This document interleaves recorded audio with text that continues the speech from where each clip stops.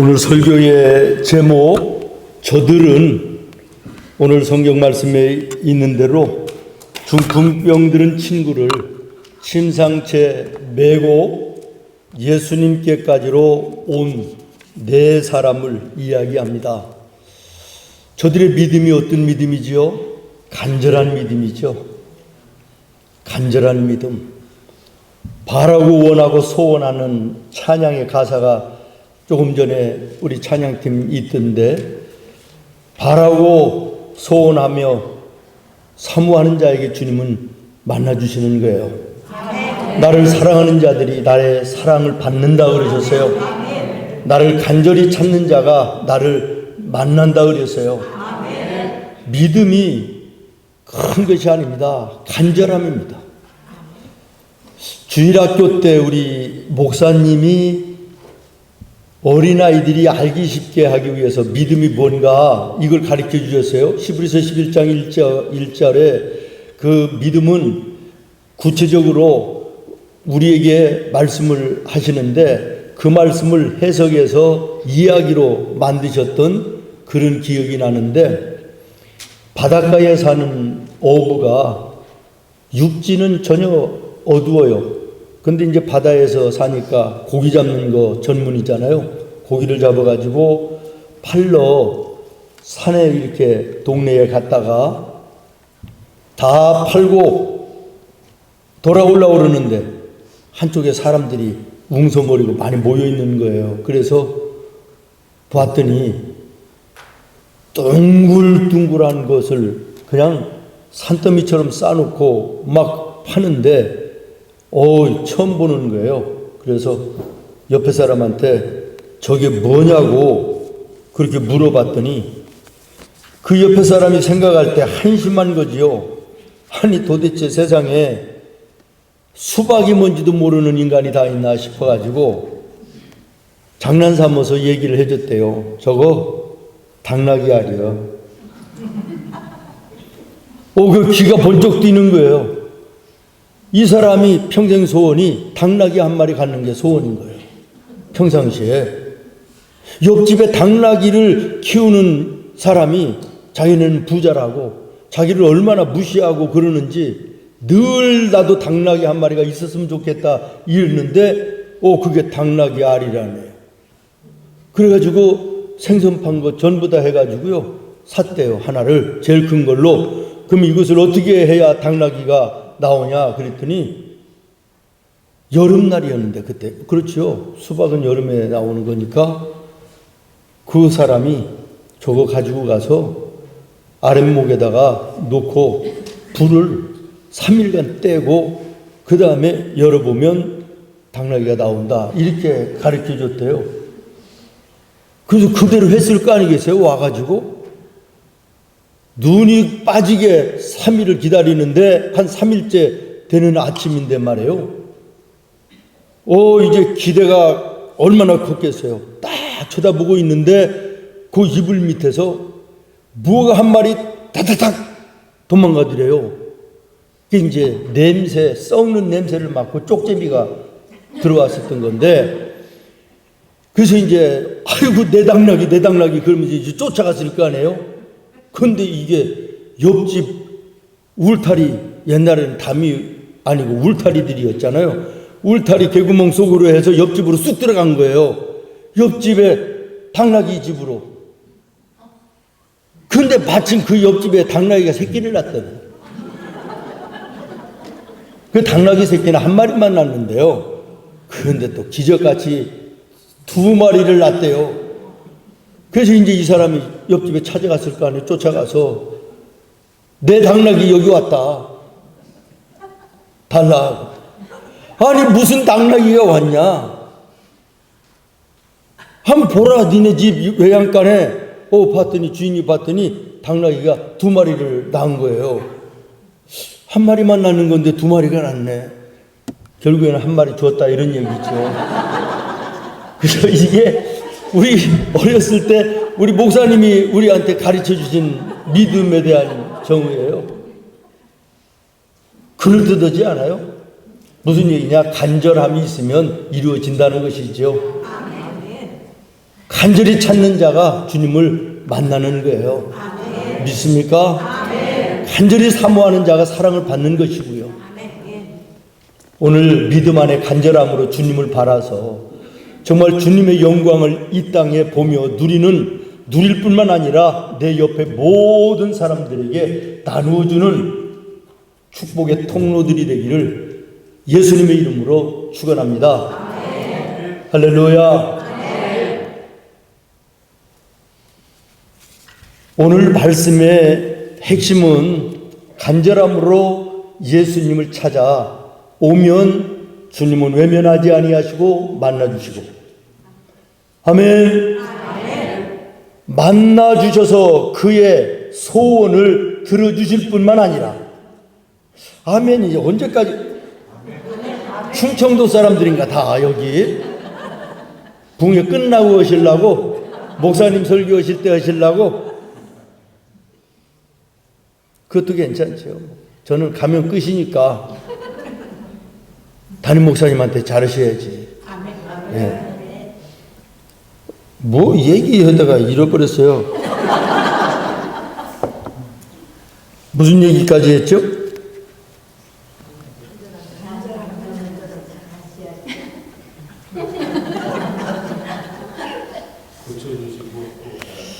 내가 가지고 올라온 문제 해결해 주시는 것은 물론이고, 오늘 마지막 절에 보세요. 병 고침 외에도 영적인 구원까지 선포하시잖아요. 다시 말하면 우리 하나님은 바꾸시는 하나님이신데, 내가 원하고 바라는 것보다 더 좋게 아름답게 바꾸시는 하나님이시다. 여러분, 예수를 제대로 만나면 그 만남은 인생을 바꿉니다. 하나님 나라 천국에서만 천국을 사는 것이 아니라 이 땅 위에서도 천국을 누리며 사는 거예요. 맛보며 사는 거예요. 저는 늘 우리 성도들과 함께 기도하고 선포하는 것이 여러분의 가정의 천국이 되기를 바랍니다. 그래서 가정에서 찬송소리, 기도소리, 웃음소리가 문 밖으로 흘러나와 교회 같은 모습이 이루어지기를 바라고, 그리고 그것으로 하나님께 영광을 돌리고 주변에 있는 이웃들에게 예수님을 전하는 우리 성도들의 가정이 됐으면 좋겠다 늘 나누는데, 여러분도 그렇게 되기를 예수님의 이름으로 축원해요. 저는 오늘 이 본문의 말씀을 가지고 이들의 믿음이 나와 여러분의 믿음이 되고, 그리고 이 믿음으로 우리가 세상을 살 때, 특별히 물론 전체적으로는 세상을 다 포함하고 있지만 우리 예수 안에 교회 생활이 제대로 돼야, 아멘. 교회 생활이 제대로 돼야 여러분의 가정에 가서, 여러분의 일터에 가서, 저 세상에 가서 예수의 작은 제자의 삶을 살 수 있는 것이고, 그것이 빛이요 소금의 삶을 사는 것이고, 아멘. 하나님이 나와 여러분을 이 땅의 수많은 사람들 가운데 구별하여 지명하여 부르신 주님의 뜻을 이루어드리는 삶임을 여러분 기억하시자라고 하는 것이에요. 세상에서 가장 불행한 사람이 어떤 사람인지 아십니까? 예수 믿으면서도 기쁨으로 예수 믿지 못하는 사람, 가장 불행한 사람이에요. 참 힘들고 어렵고 고단해도 하나님의 성전에 올라오면 부모님의 품에 안긴 것처럼 평안하고, 모든 피로도 해결되고, 염려 근심도 십자가 밑에 다 내려놓고 주님 주시는 참된 평안을 누리는 이것이 나와 여러분의 신앙생활이 되어야 되지 않겠습니까? 그런데 교회에 오면 교회에 거슬리는 것들만 눈에 보이고, 거슬리는 사람들만 눈에 보이고, 그래서 오히려 교회 안에서 더 스트레스를 받고 짜증나는 이런 신앙생활을 하는 사람들을 종종 봅니다. 얼마나 불쌍한 사람들인지. 다시 말씀드립니다. 세상 가장 불쌍한 사람은 어떤 사람이냐? 예수 믿는다 그러면서 기쁨으로 예수 믿지 못하는 거, 이것처럼 불행이 없습니다. 우리 하나장로교회의 모든 성도들은 기쁨으로 예수 믿는 성도들 되기를 바라요. 교회를 삶의 구심점으로 놓고 여러분의 인생을 살면 여러분의 인생은 원만하고 풍성하고 축복된 삶이 되는 거예요. 우리가 컴파스를 놓고 원을 그릴 때 구심점을 제대로 찍고 돌리면 동그란 원이 되지 않아요? 우리의 인생, 우리의 세상 사는 것이 하나님의 성전이 구심점이 되어야 된다는 거예요. 그러면 여러분의 인생이 원만하고 아름답고 풍성한 복된 삶이 되는 것인데, 이 구심점이 여기로 갔다가 저기로 갔다가 돈으로 갔다가 세상으로 갔다가 육신으로 갔다가 바뀌니까 인생이 혼돈스러운 거예요. 어두운 거예요. 답답한 거예요. 고통스러운 거예요. 믿습니까? 하나님의 교회 안에 신앙생활이 기쁘고 감사하면 여러분의 가정이 평안합니다. 여러분의 가정이 평안해야 주변에 예수님의 아름다움과 사랑이 전하여지는 것이고, 예수를 새롭게 바라보는 사람들이 주님 믿을 마음 생기는 것이고, 이것이 여러분들의 사명과 목적을 이루는 삶임을 여러분 꼭 기억하시기를 바라요. 제가 목회를 하다가 보니까 교회에는요, 구경꾼도 있고요, 말꾼도 있고요, 싸움꾼도 있고요. 내가 어디에 속하는지 잘 생각해 보세요. 어디까지 했죠? 구경꾼도 있고요, 말꾼도 있고요, 심지어는 싸움꾼도 있고요, 일꾼도 있더라고요. 나는 어디에 속합니까?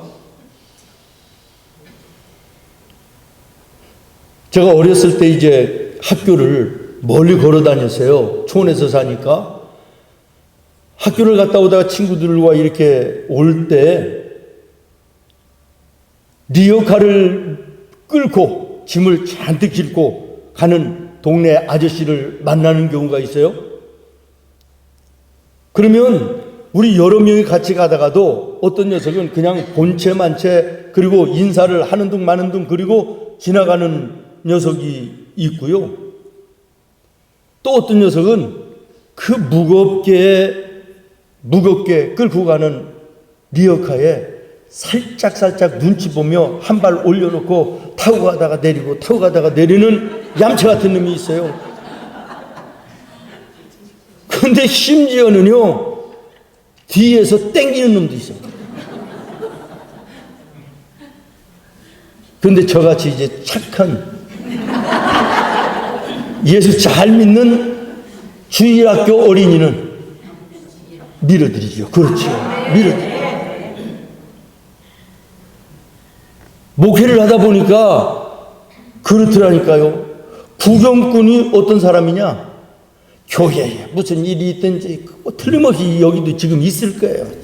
부흥회를 하든지 사경을 헤매든지 뭐 관계없고 내 갈 길 꿋꿋이 가는 것이지, 그렇게 광고하고 얘기하고 목사님이 그렇게 얘기해도 그냥 한 번도 안 나오신 분이 있죠. 틀림없이 있겠지. 뭐 여기라고 거기라고 뭐 다르겠어. 구경꾼. 이 친구는 그냥 지나쳐버리는 이런 모습이죠. 이런 사람들의 류지요. 그 다음에는 말꾼이 있어요. 말꾼은 리아카를 살짝 올라타는, 봉사하고 일하는 데는 코빼기도 안 보여요. 근데 회식 있다 그러면 단합대회 한다 그러면 잘 오지. 나는 여기는 그런 사람 없을 줄 알아요. 우리 교회는 있어요. 내가 다 보고 있지. 말꾼이 있어요. 그 다음에 쌈꾼도 있다고 그랬잖아요. 쌈꾼은 뒤로 땡기는 놈이에요. 사사건건 시비 걸고 반대하고 태클 걸고 그러는 성도들도 간혹 있어요. 참 답답하죠. 힘들죠. 그러나 일꾼도 있다는 거예요. 일꾼. 그 일꾼들의 힘으로 우리 목사들은 목회하는 것입니다. 그러나 중요한 것은 여기 구용꾼, 말꾼, 쌈꾼 있어야 되는 거예요. 그들이 언제 은혜 받아 변하여 일꾼 될지를 모르기 때문에. 아멘. 네, 속으로 내 일꾼하고는 거리가 먼 우리 신앙을 생활을 했다, 이런 마음이 있으면 이번 성회에 일꾼 되세요. 어떻게 할 때? 어떻게 할 때? 따라해요. 좋게 말할 때. 아멘 되십니까? 네, 좋게 말할 때. 얻어 터지고 울고 불고 천지여 분간 없이 그냥 의지 없어서 옵니다 이러고 하지 말고, 오늘 말씀을 보니까요, 정말 은혜로 충만하고 사랑으로 충만한 이 4명의 친구가요, 고통당하는 내 친구가, 내 형제가 너무 불쌍해서요, 안 되겠다, 저렇게 놔두면 평생을 중풍으로 누워서 움직이지도 못하고 죽을 것인데 우리가 어떤 방법을 찾자, 이래서 그 4명이 불쌍히 여기는 마음, 사랑하는 마음을 가지고 그 병자를 도왔다는 거예요. 오늘 우리 교회 안에도 영적인 병자들 많습니다. 겉은 멀쩡해도 영적으로 병들어 있는, 또 육신적으로도 병들어 있는, 경제적으로도 병들어 있는, 정신적으로도 병들어 있는 믿음에 약한 각종 연약한 자들이 내 주변에 마음만 열고 눈을 돌리면 얼마든지 있는 것이 교회 안에서도 그렇습니다. 밖에는 수도 없이 말할 것도 없고 우리 교회 안에서도 그렇다라는 것이에요. 여러분, 중풍병이 뭐지요? 마음은 간절한데 손과 발 몸뚱아리가 말을 안 듣는 것이 중풍병이에요. 우리 성도들 가운데도 마음은 주님 앞에 열심하고 교회에 섬기며 봉사하는 데에 충성스럽고 하나님이 기뻐하시는 것에 내가 쓰임받기를 원하는 마음 간절하지만 그뿐이지, 거기뿐이지 행함으로 나타내 정말로 섬기고 봉사하고 구제하고 주의 뜻대로 사는 이런 성도들 별반 많지 않아요. 별반 많지 않아요. 그러나 우리 주님은 성경에 분명히 말씀하시기를 믿음이 있는지 너의 자신을 살펴보고 내 앞에 믿음이 있음을 증명해 보라. 행함 있는 믿음을 가지고 신앙생활을 해라. 행함이 없는 믿음은 죽은 것이니 믿습니까?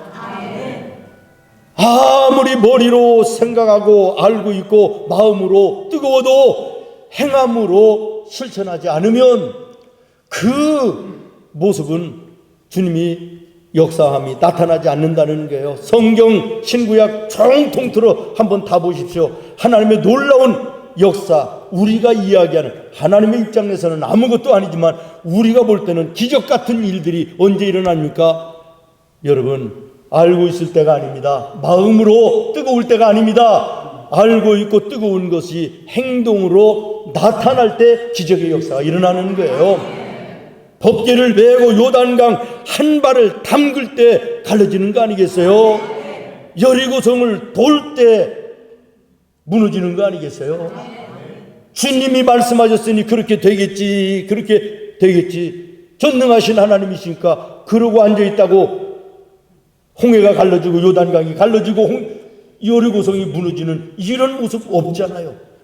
말씀에 순종하여 행할 때요. 작은 것이라도 여러분 마음에 감동되면 소멸하지 말고 성령이 주시는 생각으로 알아 행하시기를 바라요. 일꾼들은요, 교회에 오면요, 일거리가 보이면 일꾼들이에요. 일거리가 보이면 일꾼들이에요. 내가 손을 한번 쓰고 시간만 한번 들이면 여기가 해결될 것을 알면서도 그만두는 것은 일꾼 아니죠. 내 손을 갖다 대고 시간을 들이고 물질을 들여 섬기고 깨끗게 하고 봉사하고 섬기는 이것이 행함이 있는 믿음인 줄로 믿으시기를 바랍니다. 신앙생활을 하고 목회생활을 하다가 보면 참 수많은 사람들을 만나고 헤어지기도 하는데 수십 년이 지났는데도 불구하고 지금도 잊혀지지 않는 그런 성도들, 그런 일꾼들이 참 많이 있어요. 저희 교회 자랑은 지금 38년째가 되는데요. 38년 동안 변함없이 반주하는 우리 권사님이 계십니다. 놀리지도 않으시죠. 몇 년 하셨어요? 우리 교회에서 7년. 7년. 그쪽은요? 6년. 네? 40년. 아이고, 대단하시네. 우리보다 훨씬 나으시네. 아, 이 교회 생길 때부터 하셨네? 아, 한국에서부터. 아, 대단하시네. 몇 년 하셨어요? 예. 젊으신 것 같은데. 4년 정도. 이 환경상 어렵겠지만 저희 교회의 자랑이 그것입니다. 개척했을 때 함께했던 성도들이 지금도 한 20여 명이 그대로 남아있어요. 개척해서 1년 안에 모였던 성도들이 한 20여 명 남아있다. 이거요, 간단한 일 아닙니다. 꽃꽂이 하시는 권사님이요, 지금 38년째 꽃꽂이를 변함없이 하고 계십니다.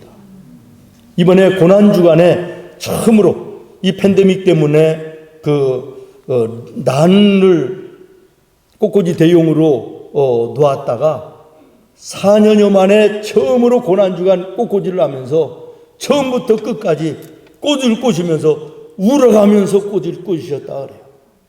얼마나 아름다운 모습인지 모르겠습니다.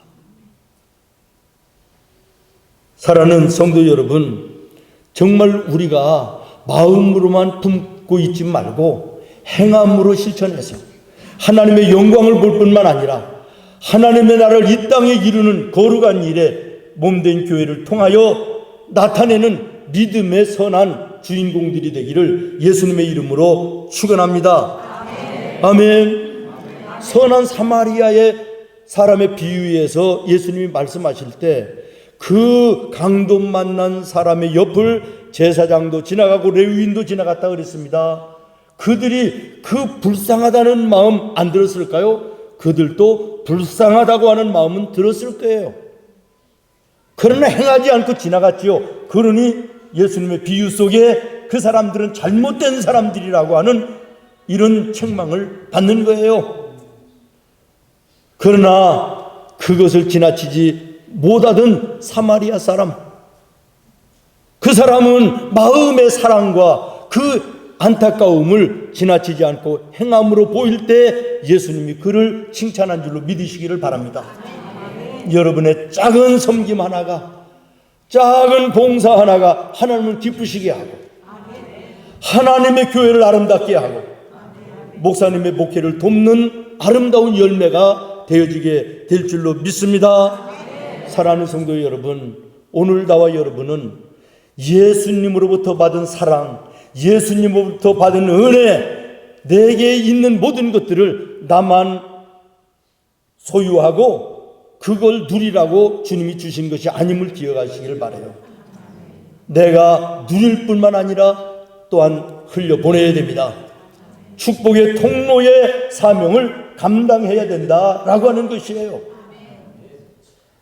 믿음의 성숙한 그리스도인은 내게 무슨 일이 일어나는가 관심보다는 나를 통하여 나와 함께하는 사람들에게 내가 있는 공동체에 어떤 영향력이 미쳐지고 어떤 일들이 일어나는가를 관심 갖는 것이 믿음의 성숙한 사람입니다. 여러분 때문에 여러분의 교회가, 여러분 때문에 여러분의 옆에 있는 사람이 예수로 기뻐야 돼요. 예수로 감사할 수 있어야 돼요. 예수님을 자랑할 수 있어야 되는 거예요. 그래서 우리 교회는 38년 전에 개척하면서 모토가 뭐냐? 나누어주는 교회. 나누어주는 교회. 복음도 나누어주고 예수님의 사랑도 나누어주고 물질도 나누어주고 나누는 교회. 여러분, 받는 것보다 주는 것이 더 복되다. 예수님이 그렇게 말씀하셨습니다. 믿습니까? 여러분, 받는 것도 좋지만 나누어야 되는 것입니다. 하나님과 나와의 관계는 은혜를 받아야, 말씀을 받아야 열리는 것이고, 아멘. 사람과 사람의 관계는 내게 있는 것을 줄 때 열리는 것이에요. 그런데 문제는 다른 사람에게 내가 뭔가를 원하고 받기만을 원하니까 관계가 제대로 안 되는 거예요. 내가 받은 구원의 은혜를 나눠야 돼요. 주님으로부터 받은 사랑을 나누어 줘야 돼요. 하나님이 내게 주신 건강으로 그를 섬겨야 돼요. 하나님이 주신 재물, 물질을 가지고 이웃을 섬겨야 돼요. 죽은 영혼을 위하여 살리는 나와 여러분 되어야 될 줄로 믿습니다. 누가복음 6장에 보면요, 뭐라고 말씀하시지요? 주라라, 주라. 그리하면 내가 너에게 주리니. 믿습니까? 네가 가지고 있는 복음이든 사랑이든 물질이든 건강이든 시간이든 너 옆에 있는 내가 필요로 하는 모든 사람들에게 주라는 거예요. 주라, 주라. 그리하면 주리니. 그러면 내가 나누어 줄 수 있는 것을 내가 너에게 더하여 주리니. 그런 말이에요. 후이되어 누르고 흔들어서 넘치도록 해서 너에게 안겨주리라. 그래서요, 주는 사람은 주면서 살다가 천국 가는 것이고, 받기만 하는 사람은 지질이 받기만 하다가 불쌍하게 부끄러운 구원으로 주님 앞에 가는 거예요. 주는 자가 복됩니다. 성경의 말씀이에요. 주는 교회가 되자. 우리 교회는 주는 교회가 되는 줄로 믿습니다. 얼마나 많이 나눠주고 계신지는 모르겠지만 더 많이 나눠줄 수 있기를 바라요. 나누어 주면 나누어 줄 것을 주님께서 주신대요. 주시는데 그냥 주신다고 말씀하지 않아요. 후히 넉넉하게, 그래, 차고 넘치게. 그것 가지고 안 돼요. 되어서 눌러, 꾹꾹 눌러서 흔들어서, 그리고 또 넘치게 해서 그냥 주는 것도 아니라 안겨주신단다. 얼마나 감사해요. 얼마나 은혜요. 저는 우리 어머니가 믿음 안에 은혜 받고 나누어 주는 신앙의 모습을요, 어린 아기 때부터 보고 자랐어요. 우리 어머니 그야말로 교회의 일이라면, 목사님 섬기는 일이라면 이거 누구 따라올 수가 없습니다. 욕심도 얼마나 많으신지 절대로 뺏기는 법이 없습니다. 나눠주는 거예요. 포도원을 하면 포도, 우리가 익은 거, 어린 것들이 얼마나 따먹고 싶어요. 한 알이라도 따먹으면 종아리 맞는 거예요. 회초리 맞는 거예요. 다 익으면 두 광주리를 만들어가지고 주일날 새벽에 성전에 강대상에 첫 열매 딱 올려놓고 한 광주리는 목사님 댁에, 사택에 막내를 통해서 심부름을 시키는 거예요. 그럼 제가 그걸 들고 목사님 집에 가면 목사님이 그냥 돌려보내나요? 머리에 손을 얹어가지고 세게, 아주 세게 축복해서 보내잖아요. 그래서 내가 머리도 빠졌고 목사도 되고 그렇다, 저는 그렇게 믿습니다. 줘야 돼요. 주라. 오늘 여러분에게 있는 거 찾아보십시오. 나는 별로 나눠줄 게 없다. 아니죠. 못 찾아서 그렇지. 찾아보면, 묵상하고 찾아보십시오. 엄청나게 많을 것이요. 나눠줘야 될 줄로 믿습니다. 그래서 우리 교회 안의 신앙생활이 먼저 기뻐야 돼요. 서로가 하나 돼야 돼요. 즐거워야 되는 거예요. 교회에 올 생각을 하면 즐거워야 되는 거예요. 혹시 교회 갈 생각을 하면 끔찍한 분 있으면 이거 참 문제 심각합니다. 문제 심각해요. 우리 교회도 제가 지금 계산을 해보니까 답이 안 나오는데 머리가 안 좋아서 한 16년 됐나 7년 됐나는 모르겠는데 미국 부흥회를 처음으로 시작한 게 저 시애틀의 빌립보 장로교회라고 거기에서 이제 처음 미국 집회를 시작을 했어요. 그런데 제가 부흥사가 아니잖아요. 그런데 어떻게 소개를 받아가지고 부흥회를 하는데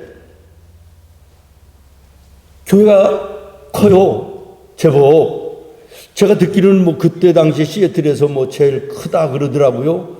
그런데 목사님, 동네의 목사님들이 시간마다 몇 분씩 오시더라고.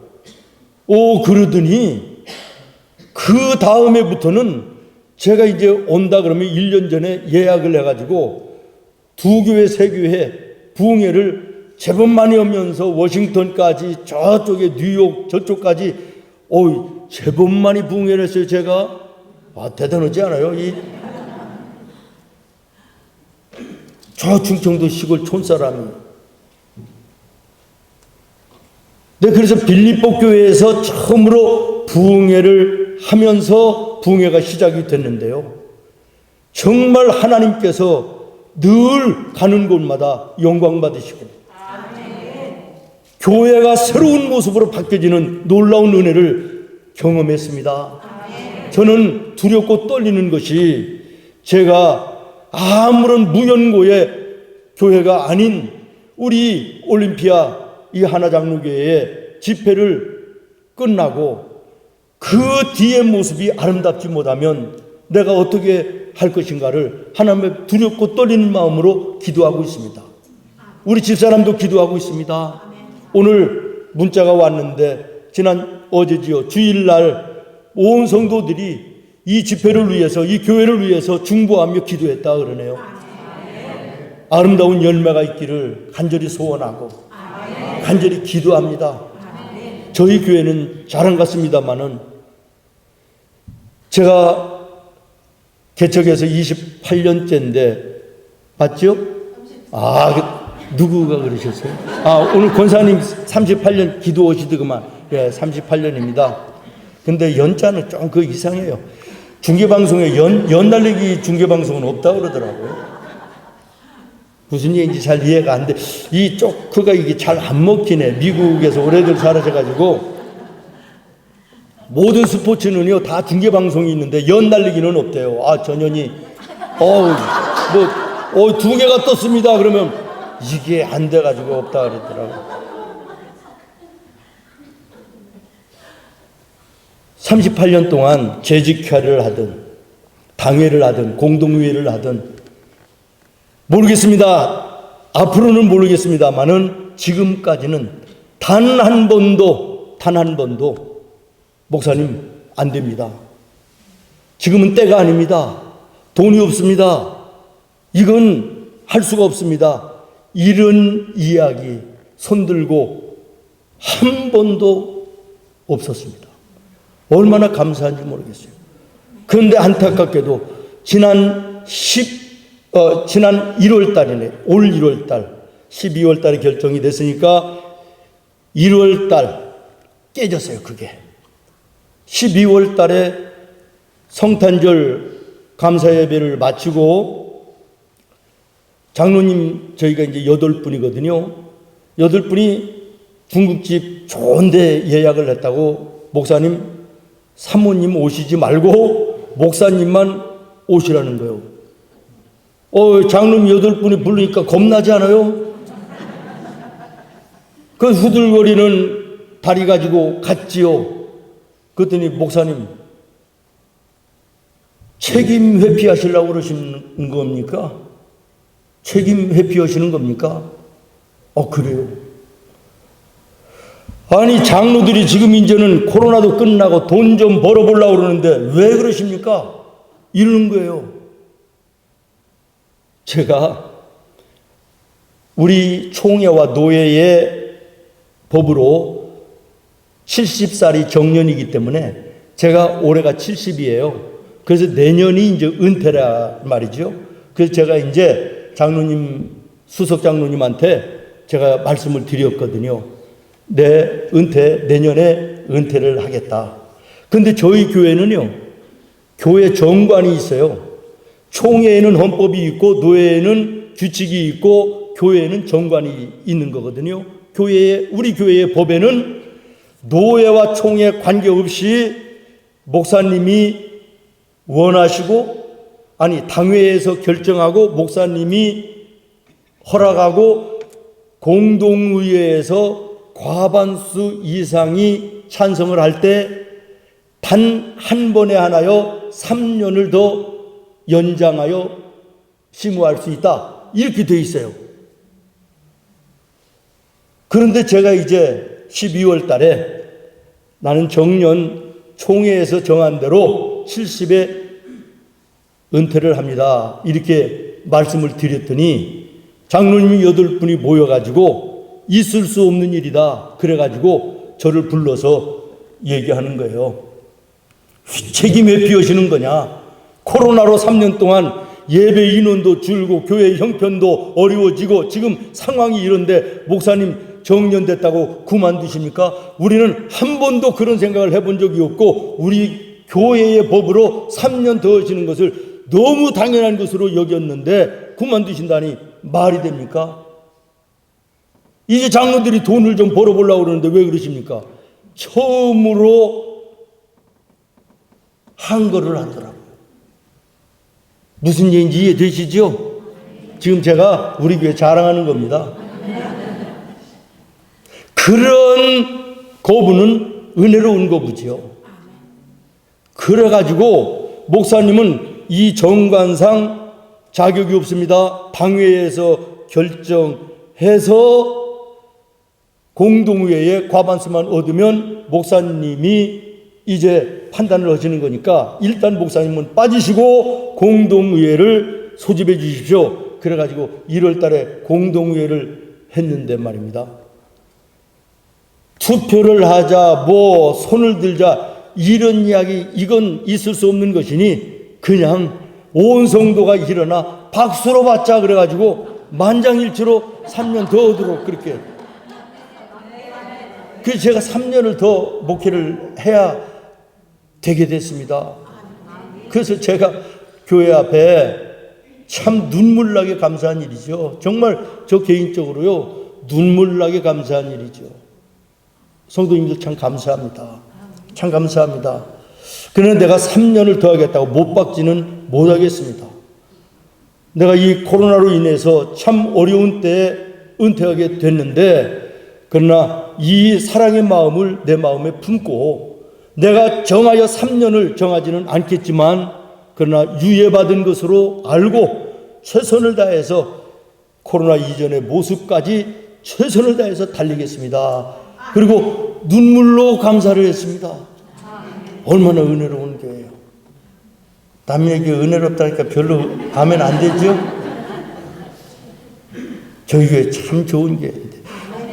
우리 올림피아 교회도 제가 아까 그 빌립보 교회 부흥회 얘기를 하다가 끊어졌는데, 그때로부터 매년 올 때마다 2교회, 3교회를 많이 그렇게 집회를 했는데요.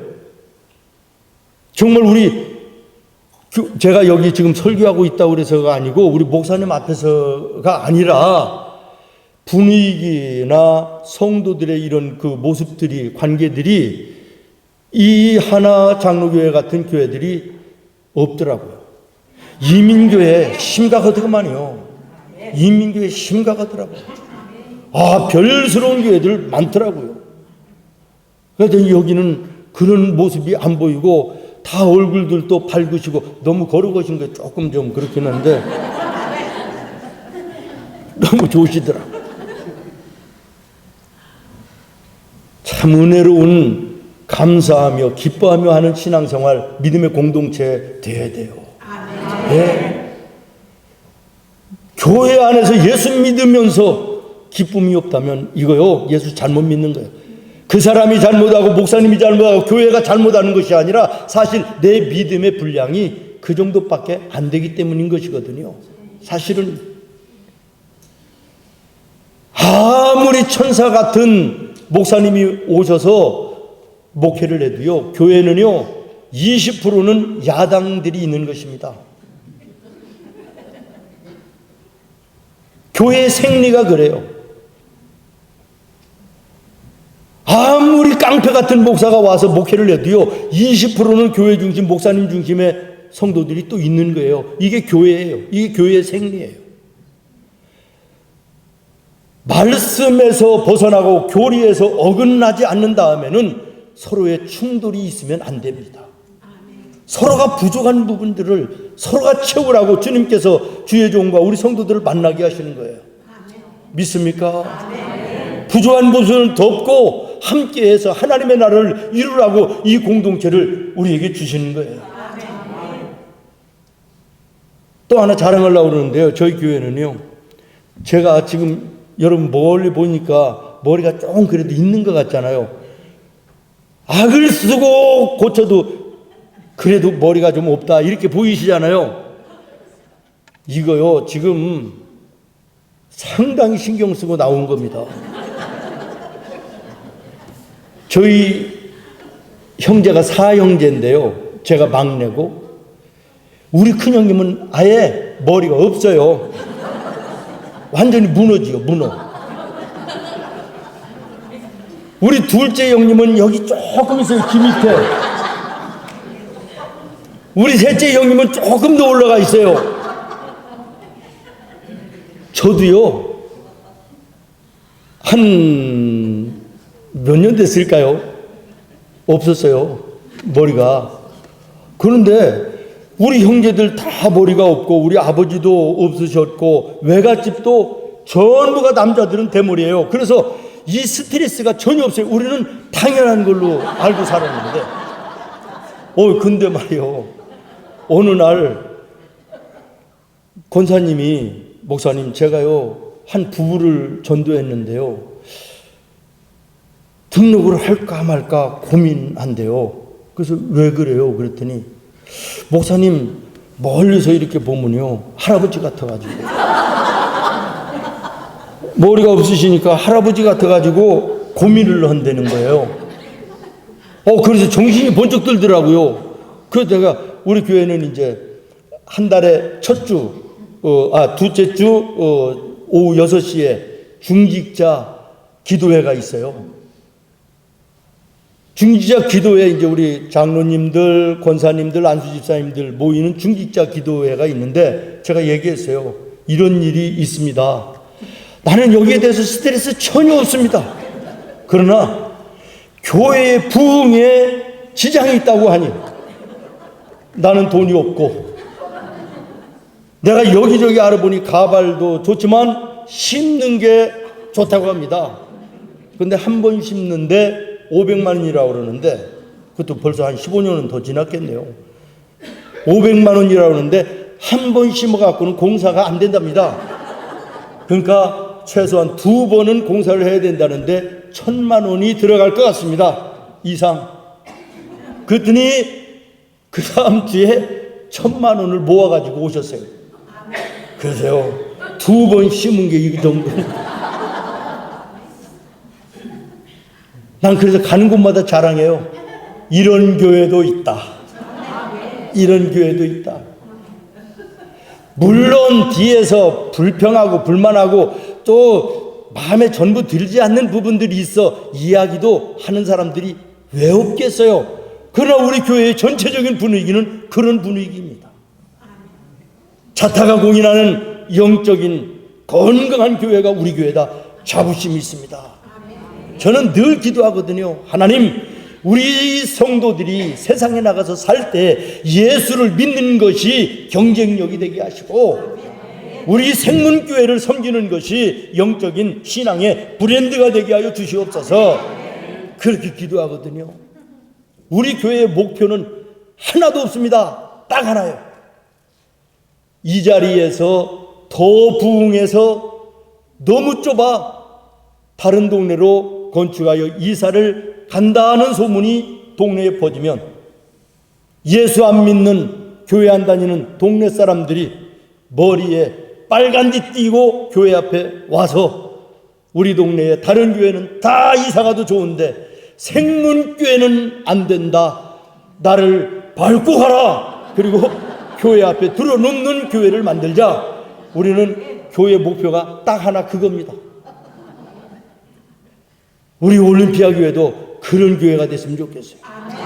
여기 차고 넘쳐서 안 되겠다, 다른 데로 이사 간다 그러면 주변에서 난리 나가지고 데모하는 교회. 얼마나 생각만 해도 생각일 뿐이지만 멋있는 거 아닙니까? 얼마나 아름다워요. 여러분, 우리가 서로가 연약한 부분을 서로 찾고 사랑하면 답이 나오잖아요. 사랑하지 않으니까 답이 없는 거예요. 사랑을 나누고 거기에서 예수 안에 한 기쁨을 나누고 감사 속에 찬송하며 어려움 속에서도 교회만 오면 위로가 되고 힘이 되고 새로운 용기를 가지고 세상을 향하여 나가는 이런 아름다운 교회가 되어야 되지 않겠습니까? 불쌍히 누워있는 그 중풍병자, 누워있지만 행복한 사람 아니에요? 이렇게 사랑하는 4명의 친구들, 동역자들이 있으니 얼마나 아름답습니까? 여러분이 누워있는 중풍병 환자인지 아니면 그를 예수님께로 데려가는 4명의 친구인지는 저는 알 수 없으나 여러분, 여기에서 큰 교훈과 주님의 음성을 영의 길을 열어서 듣는 은혜가 있기를 예수님의 이름으로 축원합니다. 그러기 위해서는 한 마음 가져야 돼요. 성령은 하나이신데, 성령은 하나님이신데, 하나님은 한 분이신데 왜 예수 믿고 하나님 믿고 성령 받았다는 사람들은 각기 다른지 도대체 이해가 안 되는 거예요. 우리 한 성령 받았지 않습니까? 그러면 우리가 예수 안에서 하나 되어야 되는 거 아닙니까? 그런데 왜 하나가 안 됩니까? 따로따로 다른 성령 받은 것입니까? 있을 수 없는 것이거든요. 그래서 예수님께서 우리 모두를 한 예수님을 몸으로 하고 우리 모두는 지체라고 말씀하시잖아요. 내 옆에 있는 사람이 힘들어하는데 나는 아무렇지도 않다. 내 옆에 있는 자매가 고통스러워하는데 나는 아프지도 않다. 내 사랑하는 이웃, 내 믿음의 형제 자매들이 주변에서 병들어 괴로워하고 돈이 없어 고통하는데 나는 아무렇지도 않다. 그러면 여러분 한 지체이십니까?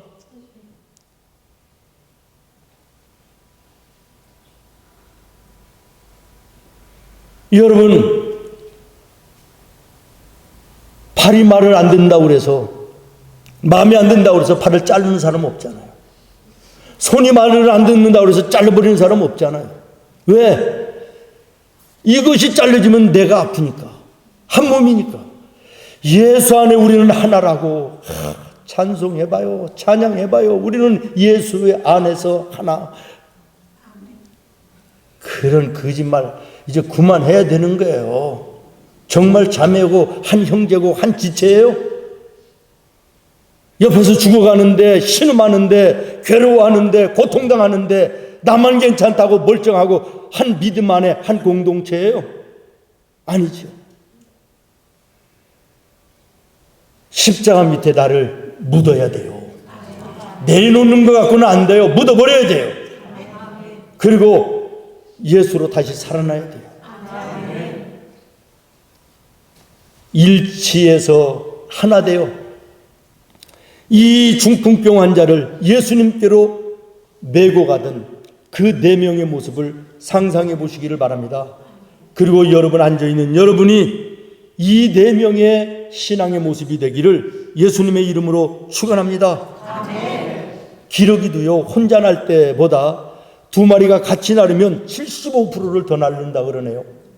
혼자 날 때는 피곤해서 떨어지지만 둘이 나르면요 서로가 힘이 되어서 75%를 더 날아간대요.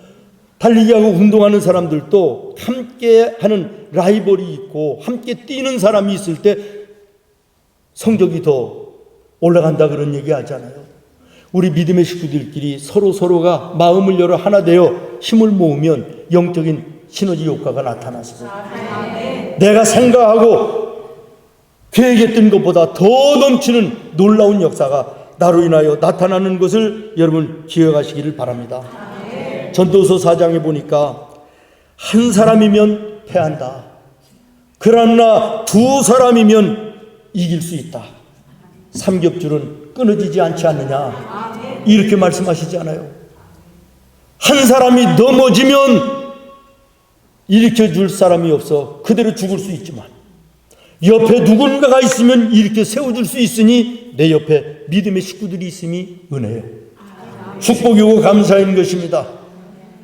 우리 믿음의 성도들이 하나 되어지면 놀라운 역사가 일어나는 줄로 믿습니다. 그러므로 오늘 우리가 하나됨 속에 주님의 뜻을 이루어나가는 우리 성도들이 되기를 예수님의 이름으로 축원합니다. 에덴 동산에도 아담과 하와가 떨어져 있을 때 뱀이 찾아와 유혹했지 않습니까? 둘이 붙어 있었으면 아마 틈을 주지 않았으면 그러지 못했을 것인데, 오늘 우리 성도들이, 많은 성도들은 아니래도 우리가 예수로 하나 되고 성령으로 하나 되고 예수님의 사랑의 띠로 하나로 묶어질 때 악한 것들 틈타지 않게 하나님이 지켜주실 것이고, 여러분의 하나됨 속에 놀라운 영적인 능력이 나타나서 이 교회뿐만 아니라 가정이 살아나고 이 주변이 살아나는 놀라운 역사가 나타나게 되는 줄로 믿습니다. 오늘 우리에게 주신 주님의 이 말씀을 늘 기억하시기를 바라고, 한 가지 더 말씀드리면, 오늘 이 4명의 친구들은요, 자기들 앞에 닥친 문제를 문제로 보지 않았다라고 하는 거 여러분 교훈으로 얻으시기를 바라요. 우리가 여기에서 여기 타코마까지 어린 애기 하나 데리고 가려고 그래도 기저귀도 챙겨야 되고 젖병도 이런저런 챙길 게 많잖아요. 그런데 이 나이 먹은 아무런 수족을 못 쓰는 중풍병 환자를 예수님에게까지 데리고 가려니 이게 보통 문제입니까? 그런데 이 4명은 그 문제를 문제로도 보지 않았다는 거예요. 그러면 우리가 미국 가면 되지. 보니까 성경에 침상째 메고 갔다 그랬어요. 저는 들것에 메고 간 줄 알았어요. 그랬더니 아니에요. 침상째 메고 갔다. 침대만 가지고 가려도 얼마나 힘들었겠어요. 그런데 침상째 누워있는 환자를 메고 갔다, 이런 말이에요. 그런데 가보니까 더 큰 문제가 있네. 뭐지요? 사람들이 혼자 걸어서 예수님 만나기도 어려운 엄청난 사람들이 있었다는 거예요. 그러면 웬만하면 우리 이 정도에서 끝내자, 이럴 수도 있는 상황인 거예요. 그러나 그들은 그러지 않았다는 거죠. 문제를 문제로 보지 않고 그러면 지붕으로 올라가자, 이렇게 됐다는 거예요. 여러분, 지붕으로 올라가는 신앙이 되기를 바라요. 등산하는 분들의 전문가들 얘기에 초짜들은 산에서 길을 잃어버리면 살겠다고 무조건 밑으로 내려온대요. 그러다가 길을 잃고 진짜 죽는다는 거예요. 그러나 노련한 사람들은 길을 잃으면 위로 올라간대요. 산꼭대기로 무조건 올라가서 밑에 내려다보고 길을 찾아 내려온다는 거예요. 여러분, 인생에 어려움이 있습니까? 환난이 있습니까? 내 힘과 능력으로 감당할 수 없는 문제가 있습니까? 여러분, 세상에서 길 찾지 마시고 답 찾지 마시고 사람 쫓아다니면서 애걸하여 손 벌리지 마시고 기도의 무릎을 꿇어. 기도의 무릎을 꿇어 영적인 높은 곳으로 올라가시기를 바랍니다. 그러면 하나님께서 보여주시는 게 해결의 방법을 믿습니까? 기도는요, 무엇냐? 기도는 모든 것입니다. 믿습니까? 기도가 뭐냐? 기도는 모든 것이다. Everything, 모든 것이다. 기도하면요, 철벽도 거미줄처럼 보이는 거예요. 그러나 기도하지 않으면 거미줄도 철벽처럼 보이는 거예요.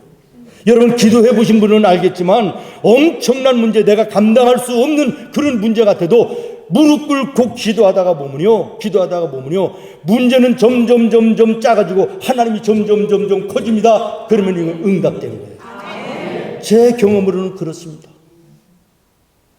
아주 미워서 아주 내가 목사만 아니면 저거 그냥 아주 이런 사람이 왜 웃겠어요? 목사님도 사람인데. 그렇지 않아요? 아닐 것 같은가. 몰라요. 우리 선 목사님 몰라도 저는 아주 꼴도 보기 싫고 아주 미운 사람들 가끔 있어요. 그 내가 싸우겠어요? 그럼 뭐 갈 곳은 이 강대상 뒷밖에 없죠. 그 가서 무릎 꿇고 앉으면요, 하나님 저걸 어떻게 좀 해달라고, 내가 이게 되겠냐고 교회가 이러는데 한참 기도하다 보면 뭐라고 그러시는 줄 알아요? 마음에, 야 이놈아, 너 사랑하는 것만큼 네가 미워하는 그놈도 내가 똑같이 사랑한다 이러세요. 그러면 내가 미워할 수가 있어요? 하나님이 사랑하는 사람을 내가 미워한다는 것은 이게 죄 짓는 거 아니에요? 그러니까 하나님 잘못했습니다, 한번 해보겠습니다, 어떻게. 그리고 일어나지. 목사님의 이런 기도의 제목에 성도들이 되지 않기를 바라요. 피차 잘 지내셔야지. 아멘. 네. 여러분, 기도하면 하나님께서 거미줄도 철벽도 거미줄 거두듯 쉽게 해결해 주시는 줄로 믿으시고, 그러나 기도하지 않아 보세요. 조그마한 문제도 어마무시하게 커서 이것이 나를 눌러서 질식하게 하는 거예요. 한번 여러분 생각해 보십시오. 나는 문제 같지도 않은 문제를 가지고 내가 문제로 생각하고 있지 않나 돌아보세요. 그런 분들 많아요. 문제가 일어나지 않았는데도 불구하고 오늘 내가 이 평안한 것이 내일 또 문제가 생기면 어떠나 이것 때문에 고민하고 잠 못 자는 어리석은 사람들도 있어요. 참 불쌍하지요. 또 하나는 내가 해결할 수 없는데 해결해 보겠다고 무모하게 덤비는 사람들도 있어요. 이거 어리석은 거죠. 내가 해결할 수 없는 것은요, 하나님께 맡기면 되는 거예요. 믿습니까? 내 문제를 내가 끌어안고 있으면 내 것이 되지만 내 문제를 하나님께 맡기면 하나님의 문제가 되는 거예요. 여러분의 아이들이 우리 나라 얘기를 한다 그러면 저 꼬마가 아주 고민되는 게 있어요. 뭐 내가 내 힘으로는 돈이 없어 도저히 살 수가 없는데 끙끙거리고 밤잠 못 자고 밥도 못 먹고 있다가 에이 그래도 용기 내서 얘기하자. 그래서 할아버지한테, 할아버지 내가 이것을 사고 싶은데 돈이 없어요, 이렇게 얘기하면 그 문제가 누구 문제가 되는 거예요? 할아버지 문제가 되는 거예요. 무슨 얘기인지 이해되세요? 여러분이 감당할 수 없는 삶의 문제, 해결할 수도 없는데 그거 붙들고 끙끙거려 봐야 소용이 없다는 거예요. 그러니까 여러분, 밥을 먹어도 소화가 안 되고 화장을 해도 화장빨도 안 받고 잠도 안 온다 그러면 내 손에서 떠난 걸로 아시면 돼요. 이건 하나님께 맡길 것이다, 이렇게 딱 정하시면 돼요. 어떻게 하는 거? 잠도 안 온다, 그 문제 때문에 고민해서 밥도 못 먹겠다, 화장해도 화장빨 안 받는다. 요것은 어떻게 하라고요? 하나님께 맡길 문제다. 근데 덮어놓고 하나님께 다 맡기면 안 되지. 내가 할 건 내가 해야 되고 내가 안 되는 것은 하나님께 맡기면 내 문제가 아니라 하나님 문제가 된다. 하나님께서는 절대로 외면하지 않으신다. 또 하나, 내 문제를 잘못된 방법으로 해결하려고 하는 어리석음도 버려야 됩니다. 사람한테 얘기해봐요. 그때는 친해서 그래 막 기도해 줄게 그러지만 늘 좋나? 참 가만히 목사로서 우리 성도들 이렇게 보면 언제는 이렇게 저게 어떤 케미가 저렇게 생겼지, 언제부터 저렇게 어울렸지, 이게 보이는데요, 믿을 수가 없어요. 믿을 수가 없어요. 끝까지 치는 사람 없더라고 보면. 그러니까 조심해요. 옆 사람들 조심하셔야 돼. 속마음 다 얘기했다가요, 나중에 그게요 화살돼서 나한테 오는 거요. 하나님께 얘기하시라고. 하나님께 얘기하시라고. 사람한테 얘기하면 그 순간은 시원한 것 같아도 그거 나중에요 됐다 더 그게 와서 나 때리네. 그거 조심해야 돼. 엉뚱한 방법으로 해결하려고 하는 이 잘못된 버리고 우리 성도들은 가장 먼저 하나님께 무릎을 꿇어야 돼요. 믿습니까? 오늘 이 본문에 나오는 4명 보십시오. 문제로 보지 않아요. 더 큰 문제가 나오니까 마지막에 여러분 보십시오. 기왓장을 벗겨내더라. 와, 정말 대단한 믿음입니다. 오늘 제목이 저들의 믿음을 보라잖아요. 기왓장 벗겨내는 믿음이 있으면 문제 없는 거예요. 기왓장 벗겨내는 적극적인 믿음만 있으면 뭐가 문제가 되겠습니까? 우리가 얼마나 기도를 하지 않으면 예수님께서 예를 들어서 불의한 재판관 예를 들어주셨겠어요? 억울한 혼자 사는 여자가 억울한 일을 만났다. 불의한 재판관에게 찾아갔다. 돈 안 갖다 주니까 해결해 주지 않았다. 그래서 또 갔다. 안 해줬다. 또 갔다. 또 계속 사랑해서가 아니라 나중에는 귀찮아서 이거 해결해 주지면 안 되겠다 해서 해결해 줬다. 이 말씀이 뭐예요? 기도하라는 거예요. 재판관하고 그 여자하고 무슨 관계냐는 거예요. 아무 관계도 아닌데 해결받지 않느냐. 그런데 너와 나와의 관계는 아버지와 아들 관계 아니냐. 구주와 구원받은 자의 관계가 아니냐. 이 관계를 가지고 왜 나한테는 기도하지 않느냐. 이 말씀을 하시는 거예요. 재판관하고 이 여인하고 네가 어려운 일을 살다가 혼자 사니까 어려운 일 있으면 나를 찾아와 내가 해결해 줄게. 이런 적도 약속도 없었다는 거예요. 그런데 예수님께서는 내게 구하라, 찾으라, 두드리라, 뭐 수도 없이 부르짖으라, 믿고 구하면 구한 대로 믿음대로 되리라, 수도 없이 기도에 대한 약속을 해주시는데 왜 너희는 기도하지 않느냐. 이것을 꾸짖는 말씀 아니에요? 여러분, 기도해야 되는데 머리로만 아는데 입으로는 아멘이 되는데 해야지. 이 시대는 기도를 가르치는 사람이 필요하지 않고요, 기도하는 사람이 필요한 시대예요. 믿습니까? 기도할 때 하나님의 역사가 나타나는 거예요. 기왓장을 뜯었더라. 여러분 생각하고 상상해 보십시오. 한 장. 근데 이게 우리나라 말로 번역을 해서 그런 것 같아. 내가 성지순례 가보니까 그 나라 기왓장 없던데.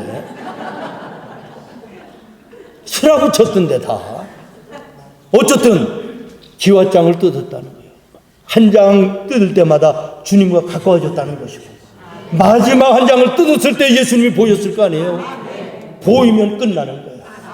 병도 고치고 영혼도 구원받는, 내가 원하는 것뿐만 아니라 원하지 않았던 영적인 구원까지 받는 축복의 역사.